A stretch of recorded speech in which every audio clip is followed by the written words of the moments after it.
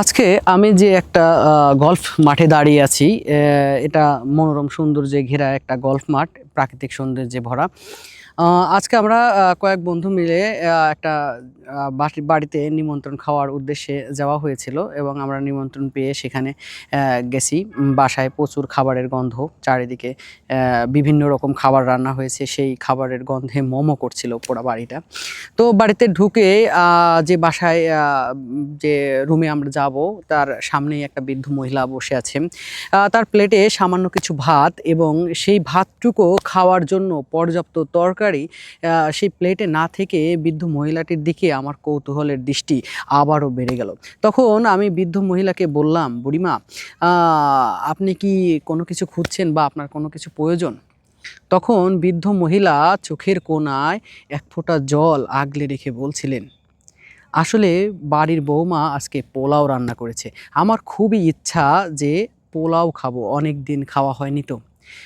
আর এটা শুনে আমার চোখের কোণায় একটু পানি চলে আসলো। এই মেয়েগুলাই কিন্তু একদিন শাশুড়ি হবে এবং এই শাশুড়িও তার যৌবনকালে একটা বৌমা ছিলেন। তাহলে এই যে শ্বশুর শাশুড়ি বা বাবা মায়ের প্রতি যে একটা অবহেলা, এই অবহেলাটা কিন্তু আমাদের সামাজিক জীবনে একটা নিয়মিত পথ চলার মতো একটা ঘটনা। তো সেখানে আর খাবার খাওয়া আমার হলো না। আমি চলে এসেছি মনকে পরিশুদ্ধ করার জন্য এই প্রকৃতির মাঝে। তো প্রিয় ভিউয়ার্স, আপনারা কমেন্টে জানিয়ে দিবেন যে আমার এই ঘটনাটা ভালো হয়েছে কিনা, আমি সেই বাড়ি থেকে রিফিউজ করে চলে এসেছি, বিষয়টা ভালো কিনা, এবং শ্রদ্ধা জ্ঞাপন করছি সেই সকল সন্তানদের প্রতি যারা তার বাবা মায়ের হক সম্পূর্ণরূপে পালন করে, এবং সম্পূর্ণ ঘৃণা প্রকাশ করছি সেই সন্তানের প্রতি যে 10 মাস 10 দিন মায়ের গর্ভে থাকার পরেও সেই মায়ের খাবার দিতে দ্বিধাবোধ হয়।